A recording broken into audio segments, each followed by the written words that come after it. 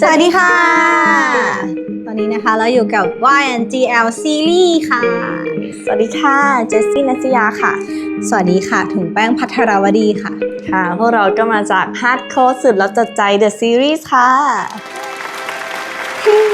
เย้เฮ้ยระวัง งานของพ่อมันเสี่ยงที่จะไปขัดขาใครก็ได้ พ่ออยากจะมั่นใจว่าลูกจะอยู่ในที่ที่ปลอดภัย ถ้าวันหนึ่งคุณวิกกี้รู้ความจริงมา เขาจะมองว่าแกใช้เขาเป็นเครื่องมือนะเว้ย มีอะไรอีกบ้างที่ฉันยังไม่รู้เกี่ยวกับคุณอ่ะ เชื่อใจฉันอีกสักครั้ง แค่ครั้งเดียว ไม่อยากรู้หรือว่าพ่อผู้กองตายยังไง เพราะถ้าเกิดว่าภาคภูมิมันตายด้วยฝีมือฉัน ผู้กองก็ไม่ได้แก้แค้น แกคิดดีๆนะเว้ย จะสืบต่อ หรือเลือกคุณวิกกี้ แล้วลืมอดีตไปซะ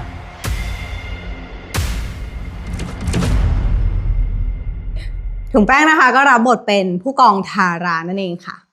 ค่ะเจสซี่รับบทเป็นวิกกี้นะคะ อันนี้ดีกว่าตื่นเต้นไหมกับการสัมภาษณ์วันนี้ ตื่นเต้นค่ะ ตื่นเต้น เห็นดังมาสัมภาษณ์ก็ต้องตื่นเต้นกันนิดนึง เราติดตามนะเราดูอ ขอบ ยู่ คุณที่มานะคะ กิจกรรมแรกที่ทำวันนี้ดีกว่าตอนตื่นมาเลย ตื่นมาแล้วนะคะ เอาแบบละเอียดเลยไหม ไม่อยากได้ดีกว่าที่เราแบบตื่นเช้าขึ้นมาแล้วเปิด ปกติตื่นมาก็จะแบบเขาเรียกว่าอะไรนะแบบยืดเส้นยืดสายค่ะเพราะเป็นคนแบบปวดหลัง แบบชอบปวดหลังปวดคออะไรเงี้ยก็จะต้องตื่นมายืดก่อนสักประมาณแบบ5 นาที ยืดเสร็จแล้วเราก็แบบลุกขึ้นไปทำกิจกรรมอาบน้ำทุกอย่างแล้วก็แต่งตัวมานี่ ส่วนเจสซี่ก็ตื่นมากินน้ำเป็นอย่างแรกค่ะ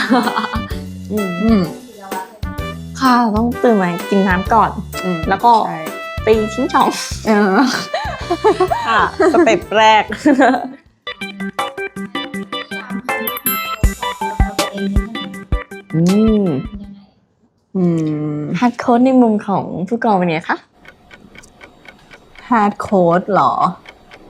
เป็นอะไรที่ครบพูดยังไงดีวะ เป็นสิ่งที่ครบรสอะค่ะมันมีอยู่ในนั้นหมดเลยในคำว่าฮาร์ดโค้ดไม่ว่าจะเป็นดราม่าแอคชั่นคอมเมดี้หรือว่าโรแมนติก คือถ้าเกิดว่าเป็นส้มตำก็คือเนื้อ ก็คือผงชูรสดีๆนี่เองค่ะค่ะ ฮาร์ดโค้ดสำหรับวิกกี้ก็เหมือน ต้องไขรหัสหัวใจของผู้กองทานนะคะ ก็สนุกดีค่ะ ได้แบบ ในมุมวิกกี้นะฮาร์ดโค้ดก็เป็นโลกที่สดใสแล้วก็มีมุมมืดๆเหมือนกันค่ะ ก็เป็นอะไรที่น่าตื่นเต้นทำให้ตัววิกกี้เองหรือเจสซี่ที่ได้รับบทวิกกี้น่ะเติบโตขึ้นด้วยนะคะ สรุปวิกกี้จีบก่อน วิกกี้จีบเก่ง ใช่ ค่ะเขาให้ฉายาหนูมาแล้ว บุกก่อนเลย เฮ้ยมันไม่ยากหรอกค่ะ แต่ว่าซับซ้อน อืมๆ เนาะ ใช่ ซับซ้อน ใช่ เพราะว่ามันมีเหตุการณ์แบบว่าเรื่องหน้าที่ของคุณ อ่าฮะ ผู้กองด้วยเนี่ยที่ ใช่ เราก็ต้องแบบ เราต้องเข้าไปขนาดไหนถึงจะพอดี แล้วเขาเป็นคนสไตล์ไหนคือบางทีเขาก็เหมือนเป็นคนที่เดายากอ่านใจยากอย่างเงี้ยค่ะ เพราะว่าเขาเป็นตำรวจเขาต้องเก็บความรู้สึกตัวเองตลอดเวลาทำให้วิกกี้ก็แบบเฮ้ยฉันจะเข้าไปยังไงดี แต่สุดท้ายก็แบบเราเป็นผู้หญิงยุคใหม่เราก็เข้าไปเลยด้วยความมั่นใจนะคะ ได้กลัว กลัวค่ะ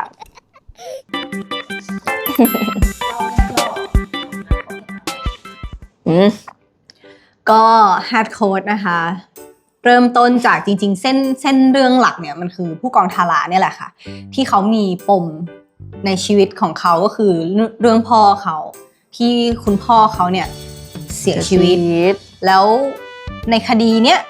เราดันรู้ว่าคนที่มีการเกี่ยวอิงด้วยเนี่ยคือพ่อของมิกกี้ซึ่งตอนแรกเนี่ยจุดประสงค์หลักของเราเนี่ยพอเรารู้ว่าเป็นเขาเราเลยอยากจะเข้าไปเพื่อไปสืบหาคดี เป็นตำรวจ เราตอนแรกเรายังไม่ได้เกี่ยวกับเขาเลย เพราะเราแค่จะมุ่งกับสิ่งที่มันคือปมของเรา ค้างคาในใจ ใช่ แต่สุดท้ายแล้วพอมันดันเข้าไปแล้วไปเจอเขากลายเป็นว่าจาก จากความรู้สึกที่เรามุ่งแต่ว่าเราจะแบบล้างแค้นนะเราจะไขคดีคุณพ่อให้ได้ กลายเป็นว่ามัน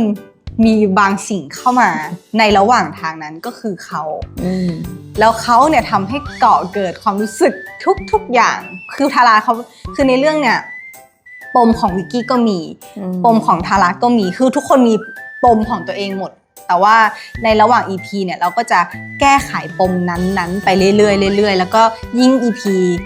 ลึกๆเข้าไปก็จะยิ่งเข้มข้นขึ้นไปเรื่อยๆเรื่อยๆค่ะก็เป็นเรื่องราวที่ผู้กองทาราต้องไขคดีเรื่องพ่อตัวเองแล้วก็ไขคดีหัวใจตัวเองด้วยนะคะว่าสุดท้ายจะเลือกหน้าที่หรือว่าจะเลือกวิกกี้ใช่ซึ่งแบบวิกกี้ก็คือหนึ่งในทำให้โลกของทาราสดใสมากๆในเรื่องเขาคือคนที่เป็นเหมือนเซฟโซนเหมือนพาร์ทเนอร์เหมือนคนที่เราอยากจะคือเราเป็นตำรวจเรามีหน้าที่ดูแลคนอยู่แล้วในเรื่องแต่เขาคือคนที่เราอยากจะดูแลเป็นพิเศษแล้วเราอยากจะแบบเราเป็นห่วงเขามากกว่าคนอื่นๆเนี่ยค่ะใช่เจสซี่ด้วยนี่อยากถามแบบชัดเลยว่าแล้วคำว่า DNA ของโมโนอ่ะคืออะไร DNA ของโมโนสำหรับหนูก็บูแอคชั่นดุดันนะคะแล้วก็แน่นอนคือเรื่องโปรดักชันไม่น้อยหน้านะคะเรื่องใช่ค่ะแสงสีเสียงแล้วก็เอฟเฟกต์ต่างๆที่เกี่ยวกับแอคชั่นเนี่ยก็โมโนก็ขึ้นชื่อแล้วว่าทำตรงนี้ออกมาได้ดีแทบจะเป็นลายเซ็นของเขาเลยนะคะทีนี้ก็เป็นเรื่องแปลกใหม่ที่หนัง GL ได้มาอยู่ในสังกัดโมโนนะคะ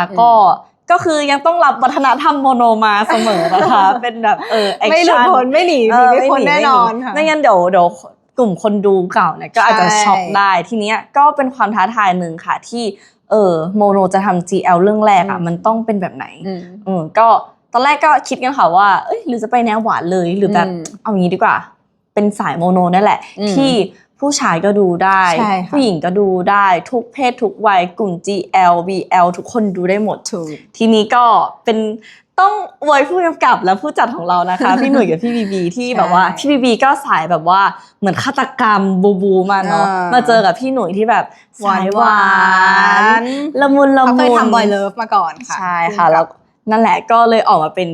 Hardcore the Series นะคะที่มีเส้นเรื่องที่เข้มข้นมากๆและโปรดักชั่นสุดปังแล้วก็ยังมีความละมุนละไมหอมหวานที่พี่หนุ่ยได้ใส่เข้ามาค่ะแสดงว่าฉากบูแอคชั่นเนี่ยเยอะเลยเราเป็นนักกีฬาโดยคิวเลยคิวเหรอไม่ค่ะอย่ามาแกล้งคิวก็ปวดหลังทักมาบ่นกันว่าพี่ปวดหลังพี่ติดร่างกายเป็น10 รอบแล้วจริงๆเขาไม่ใช้สแตนด์อินเลยค่ะเล่นทั้งเรื่องค่ะใช่เก่งเรื่องต่อไปเข้าได้เลยใช่ไหมขอไปยืดจัดหนึ่งได้เลยไม่คือตอนที่ถ่ายอะค่ะมันไม่ได้มีซ้อมก่อนหน้านั้นหนูไม่ได้รู้คิวก่อนหน้านั้นว่าหนูจะต้องเล่นแอคชั่นแบบไหนจะต้องเตะยังไงต้องอะไรรู้แค่ว่าซีนเปิดตัวมีบู๊นะได้ยินแค่นี้ว่าบู๊นะแล้วก่อนจะเข้าแค่1 ชั่วโมงหนูต้องไปเรียนรู้ท่าทั้งหมดในการที่จะถ่ายแอคชั่นซีนเปิดตัวนั้นนะคะแล้วก็เขามีสตันท์ที่เป็นผู้แบบนักต่อสู้อะไรเงี้ยมาสอนให้ซึ่งคิววันนั้นเยอะมากเพราะว่าทั้งวันต้องถ่ายคิวบู๊หมดเลยที่ปากคลองตลาดทั้งซีนเปิดตัวทั้งซีนแยกย่อยทุกอย่างบู๊อยู่ในนั้นแล้วเราก็ต้องใช้เวลาจำให้ได้บวกกับต้องใช้แรงอีกคือมันก็อากาศอีกอยู่ในตลาดอีกคือมันหลายอย่างมากๆค่ะก็ยากถึงมีเบสิกพื้นฐานก็ยังยากอยู่ดีไม่เคยง่ายหรอกค่ะใช่แล้วแบบบางซีนเนี่ยค่ะคือเรา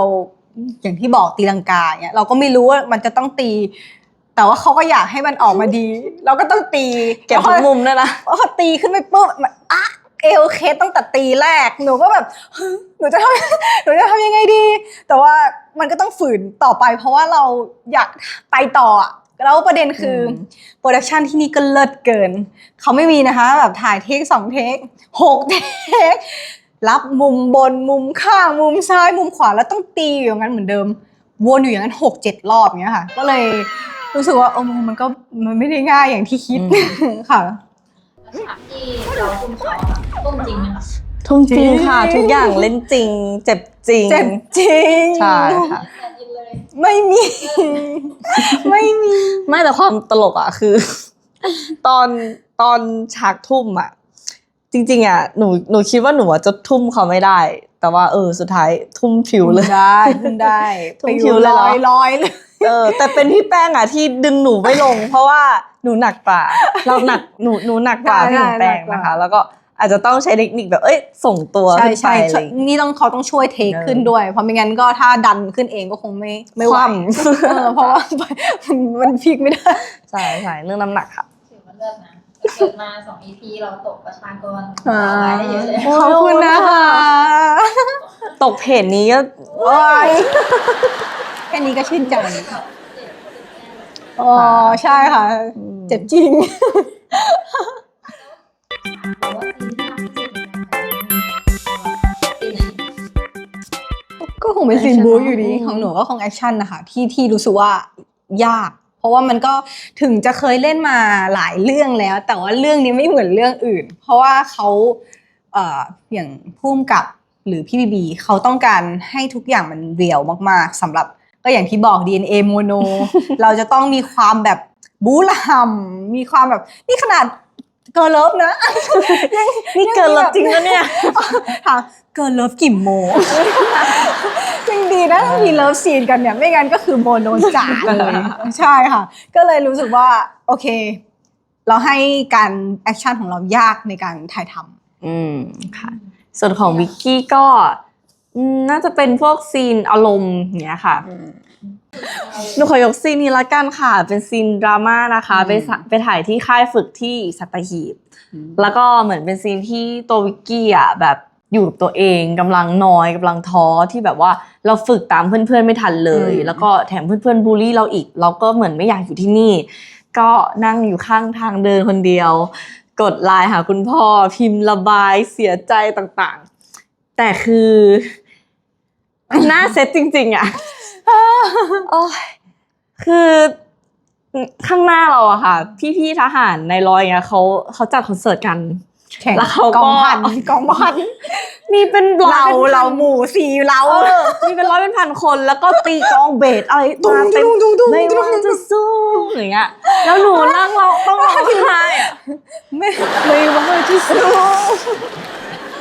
แบบโอ้โหเป็น สงสารมากอ่ะคือจริงๆแล้วอ่ะจริงๆมันอุบิเหตุด้วยนะเพราะว่า ไม่คิดว่าจะเกิดขึ้น เราอ่ะไม่ได้จะถ่ายซีนนั้นมันเป็นซีน ดึ อื่ ง น ๆ แล้ว ขึ้นมา มันถ่ายไม่ได้ค่ะเขาก็เลยทำยังไงเพื่อให้ไม่เสียเวลาที่สุด ก็เลยถ่ายไปเลยละกันหนู นี่ ก็ ก็ เล เลย ยได้เป็นผู้โชคดี ค่ะ เป็นซีนที่แบบในชีวิตนักแสดงใช้สมาธิเยอะที่สุดแล้ว ถูก ต้องแบบตัดเสียงออก ยาก ไป มาก ให้ นะ หมดแล้วก็ถ้าทางเทคนิคก็เหมือนมันช่วยไม่ได้อะค่ะมันอุบิเหตุก็เลยตัดซาวด์ทิ้งเนาะแล้วก็พอมาอีดิทจริงก็ใส่เพลงเข้าไป แล้วก็เห็นหน้าวิกกี้ร้องไห้ แต่ในใจก็คือ หายากที่สุดแล้วมาเลยค่ะครบชุดเลยเครื่องเสียงครบเซ็ต คือในซีนดราม่าเรื่องฝึกกับเรื่องพ่อแต่ชีวิตจริงคือจะเพื่อชีวิตรักเนี่ย ชีวิตค่ะ นี่ลุกขึ้นมาเต้นได้ อยากจะโยก ลุกแล้ว เพื่อนกันมานานแล้วของแม่กับเจสซี่ ค่ะ นานแค่ไหนคะ มันเกือบ7 น่าจะ ปีแล้วค่ะ ประมาณนั้น แล้วการที่แบบเราเป็นเพื่อนสนิทสนิทนะคะ สนิทค่ะ สนิท ค่อนข้างสนิทเลยแล้วอยู่ดีต้องมาเล่นบทอย่างมันต้องแบบเป็นที่กันอะ ตอนแรกเอาจริงดีใจนะ เพราะว่าเรารู้ว่าแบบคือมันเป็นเขาเพราะมันเป็นเขาเราเลยสบายใจ แล้วเราก็เลยรู้สึกว่าแบบง่ายแน่นอนเลยเราเล่นกับคนที่เราอยู่ด้วยตลอดเวลา คนที่เรารู้กับทุกอย่างว่าเขาชอบกินอะไรเป็นคนยังไงรู้นิสัยทุกอย่างเรารู้เขาอยู่แล้วก็สบายแต่พอเล่นจริงๆแต่ จริงอ่ะโห มันไม่ได้เหมือนที่เราคิดไว้คือเราเขินจริงมันเขินดันเขินแบบเป็นไปได้ยังไงคือพี่น้องเรานะ ทำไมเรามองตาแล้วเรารู้สึกใจเต้นล่ะ คิดไม่ดีเปล่า รู้สึก สึกอย่าง หนู นั้น หนูก็เป็นตอนแรกอ่ะเราก็คิดว่าแบบว่าเราก็พี่น้องกันอ่ะแต่พอแบบว่าพอมาได้เล่นบทเนี้ยค่ะมันก็เป็นอะไรที่นำพาเรามาใกล้ชิดกันขึ้นไปอีกสเต็ปหนึ่งในที่แบบเราไม่เคยได้ใกล้กันมากขนาดนี้ในฐานะคนรักกันเนี้ยค่ะก็เปิดโลกหนูมากแล้วก็เปิดหัวใจเราด้วย ค่ะก็เขินตอนแรกอ่ะนึกว่าจะสบายเละ แล้วเขินกับขำอันไหนเยอะกว่ากัน โอ้โหพอๆกันเลย คือเบสออนเราเป็นคนตลก ใช่ เราเล่นมุกเดียวกันเราขำเรื่องคล้ายๆกันอย่างเงี้ยค่ะมันก็จะไปทางตลกแต่ว่าถ้ามุมเขินๆนะเราก็ ส่วนใหญ่จะเป็นในช่วงแบบเราถ่ายมากกว่าถ้าเขินนะเราตอนที่แบบเข้าอยู่ในซีนในฉาก แต่เราก็พยายามเก็บไว้ไงเข้าใจปะมันก็ต้องพยายามเก็บอา ใช่ การ มันมีบางฉากที่แบบมองหน้าแล้ว ใช่ไหมเนี่ยรู้ใจกันอยู่ค่ะแต่ว่าอย่า มันก็ต้องกดเอาไว้ กดไว้แป๊บนึงทำงานก่อน ค่ะ เกิร์ลกรุ๊ป อ๋อ ใช่ด้วย ค่ะ อยู่รุ่นเดียวกันเลยไหมคะ ใช่ค่ะ เราอยู่วงเดียวกัน เคยร้องเพลงด้วยกันด้วย เราผ่านอะไรกันมาเย เรา อะ มี มาก แบบเพลง เนอะ ผลงานด้วยกันร้องด้วยกันอัลบั้มอยู่ในอัลบั้มเดียวกันอะไรอย่างเงี้ย ใช่ค่ะ ด้วย แบบว่าอยู่ด้วยกันตลอดเวลา ใช่ ทำกันกับแบบทุกกิจกรรม ทำเยอะ ที่เราอยู่ด้วยกัน มีความทรงจำโลกมันเยอะค่ะ ใช่ แล้วว่าเคมีพวกเราเกิดตรงไหนทำไมถึงเป็นเรา หนูว่ามัน จริงๆอ่ะตอนแรกอ่ะเราก็ยังแอบหาเคมีไม่เจอนะ อืม ที่แคสตอนแรกหรือว่าคือมันด้วยความที่โอเคมันสนิทกันอันเนี้ยรู้อยู่แล้วเราสนิทกัน แต่พอตอนเล่นจริงๆแรกๆอ่ะเราใช้เวลาเวิร์กช็อปพอสมควรเลยค่ะ แล้วก็ใช้เวลาปรับกันเพื่อให้มันเกิดเคมีอะแต่ว่าเราใช้เวลาไม่นาน เราใช้เวลาแบบมันมีฉากที่เราต้องไปถ่ายเนี่ยที่สัตหีบที่ในค่าย แล้วมันมีแบบเป็นซีนอะไรสักซีนหนึ่งที่ทำให้เราปลดล็อกทุกสิ่งที่เราเป็นกำแพงกันอยู่อะไรอย่างเงี้ยค่ะ มันทำให้แบบหลังจากนั้นมาการเล่นทุกอย่างหรือเคมีทุกอย่างมันโฟลว์ขึ้นมาหมดเลยใช่ ถ้าสำหรับหนู เหมือนคิวแรกเลยมั้งที่หนูเข้าไปถ่ายอะค่ะ มันก็เป็นเบเกอรี่ของตัวเองแล้วจำได้ไหมว่าซีนท้ายสุดของวันนั้นอะมันคือซีนดราม่าค่ะ แล้วก็ โหดมาก เป็นท้ายเรื่องเลยแบบ แต่ว่าเอามาถ่ายคิวแรก ซึ่งโหไปไม่ถูก ใช่ แต่พอผ่านซีนนั้นมาได้หนูเข้าใจความสัมพันธ์ลึกซึ้งที่เรามีต่อกันและกันทันทีเลย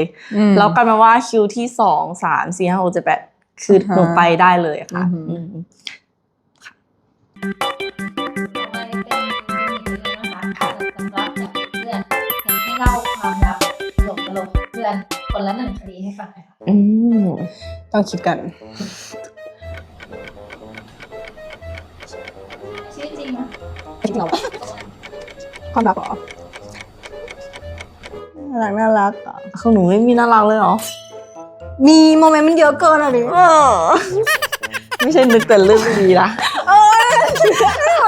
เรื่องอะไรก็ไม่รู้อ่ะ อย่านะรักษาภาพลักษณ์กันด้วย อะไรนะมันเยอะอ่ะ ในกอง อ๋อ ความลับในกล่อง โอเค มา เอาที่คนอื่นไม่รู้บ้าง อืม คน2 คน อันเนี้ยไม่มีใครรู้แน่นอนของหนูอะ อะไรอ่ะ เอาก่อนมาหนูก่อนแล้วกัน เดี๋ยวก่อน โอเคความลับตลกของพี่แป้งนะคะ เรื่องนี้ก็ผ่านมาสัก 4-5 ปีได้แหละ ก็เราก็เคยปาร์ตี้ด้วยกันนะคะ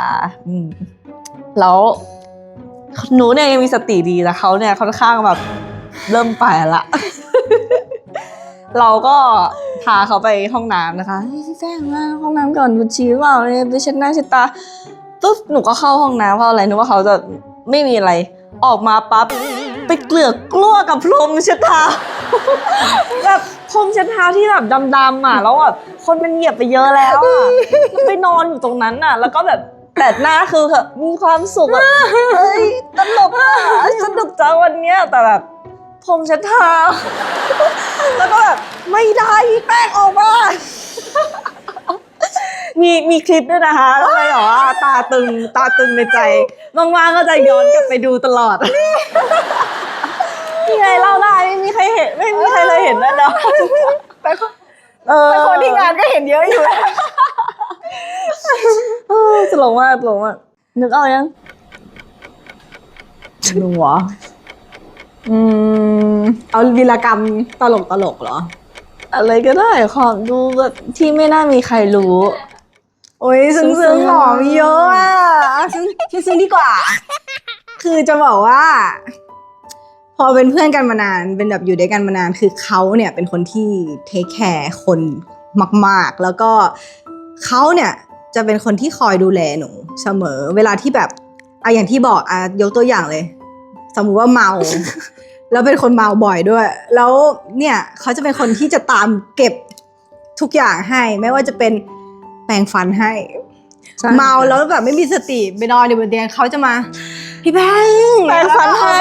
แปรงให้แม้กระทั่งบนเตียงเมาอย่างเงี้ยเขาก็แปรงให้เพื่อที่จะต้องสะอาดหรือว่าแบบหน้าไม่ได้ล้าง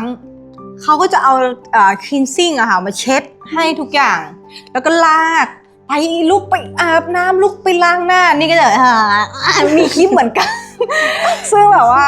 เขาจะเป็นคนที่เป็นแบบซัพพอร์ตเราเสมอแล้วก็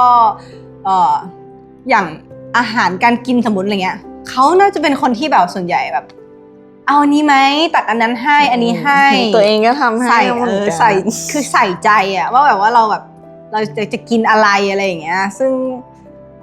มีหลายมุมมากที่เขาทำให้นี่อะไรอย่างเงี้ยค่ะใช่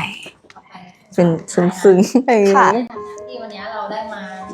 เป็นนักแสดงที่ถ่ายทอดเรื่องราวความรักของแบบแซฟฟิกเนี่ยค่ะซึ่งแน่นอนว่ามันอาจจะมีกระแสคู่จิ้นเกิดขึ้นเนาะซึ่งมันอาจจะมีการจิ้นนอกจอด้วยในมุมมองของเรารู้สึกยังไงกับเรื่องนี้ดีนะคะดีนะมันคือจริงๆมันโอเพนมากๆแล้วก็เอาจริงนะคนจะคิดยังไงกับเราอ่ะคู่เราหรือว่าแบบจะคิดจริงคิดว่าแบบเป็นแบบอินจากในซีรีส์หรือว่าอินจับจริงๆเราคิดว่าเราแฮปปี้หมดเราแบบเพราะเราก็เป็นเราแบบเนี้ยที่ดูแลกันแบบเนี้ยมาตั้งนานแล้วแล้วก็แบบเราพูดได้ว่าเรารักกันนะแล้วเราก็แบบเราเอ็นดูต่อกันละกันช่วยเหลือกันละกันซึ่งอันเนี้ยถ้าเกิดใครที่เขาแบบจะมองแบบยังไงเราแบบโอเพนมายด์หมดเราแฮปปี้มากใช่ส่วนของหนูก็จริงๆ community GL ก็เป็นสิ่งที่เราอยากเข้ามาอยู่ตรงนี้ตั้งแต่แรกแล้วเราอยากเป็นตัวแทนบอกทุกๆคนว่าความรักมันสวยงามนะเราไม่ใช่แค่ในนอกจอหรือว่าในจอนะคะก็ทุกความสัมพันธ์มันสวยงามหมดแบบเราก้าวข้ามเรื่องเพศก้าวข้ามเรื่องอายุก้าวข้ามทุกอย่างก็คิดเหมือนพี่แป้งเลยค่ะว่าใครจะแฮปปี้หมดที่ทุกคนจะมองเข้ามาที่เราไม่ว่าจะมองเราแบบไหนนะคะเพราะว่าสุดท้ายสิ่งที่เรากำลังทำอยู่อะเราทำมันด้วยใจจริงๆแล้วเราก็เรารักกันเราไม่ได้เมคอะเราไม่ได้แบบว่าตั้งใจที่จะแบบทำเพื่อให้แบบเพราะว่าซีรีส์เรื่องนี้แต่ว่าเราเป็นแบบนี้มาตั้งแต่แรกก็เลยมันเลยอาจจะเป็นจุดเด่นของพวกเราสองคนที่มันดูธรรมชาติมากๆซึ่งจะบอกว่าไม่ได้ทำนะคะมันเป็นเองเป็นอย่างนี้แล้วค่ะก็ดีใจค่ะดีใจมากๆโอเคเดี๋ยวต่อไปเนาะให้น้องๆช่วยกันคิดท่านะคะมีท่าเต้ท่าหวานแล้วก็ท่าคอมโอเคท่าเท่ก็จะเติมว่าโอ้ยท่าหวานก็ท่าหวานเลยใจมันต้องเกี่ยวในเรื่องด้วยสิใช่ไหมมันเกี่ยวในเรื่องด้วยนวดที่หนอเนี่ยได้น้ำแก้มมีกี่แก้มเลยถ้าความลับหรอปิดหน้าเนี่ยความลับก็ไม่ได้นะไม่ได้ปิดตาปิดปากเอานะเอาไหม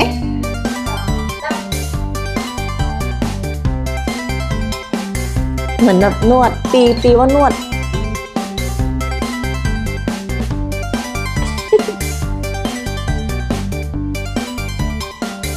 ความลับปิดตาปิดปาก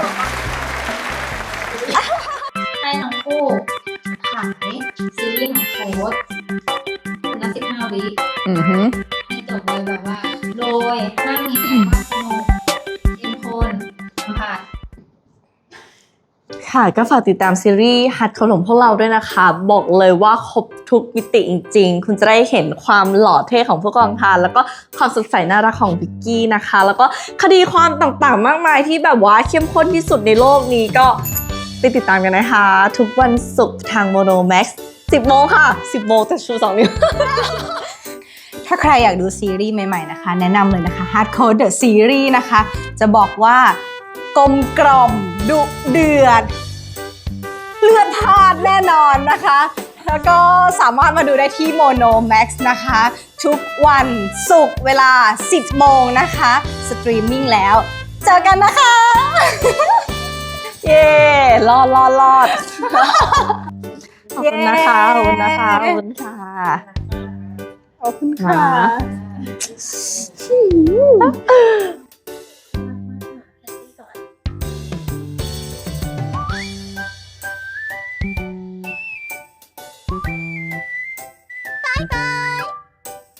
Bye.